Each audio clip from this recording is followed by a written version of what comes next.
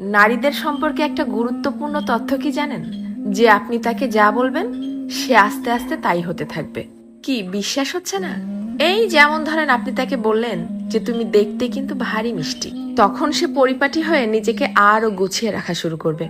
আপনি যদি তাকে ভালো বলেন সে আরো ভালো হতে থাকবে। আপনি যদি বলেন যে তোমার মনের মধ্যে অনেক মায়া, ভালোর জন্য তুমি নিমেষেই যে কোনো কিছু কুরবানি দিতে পারো, তখনও সে সেটা রপ্ত করতে শুরু করবে।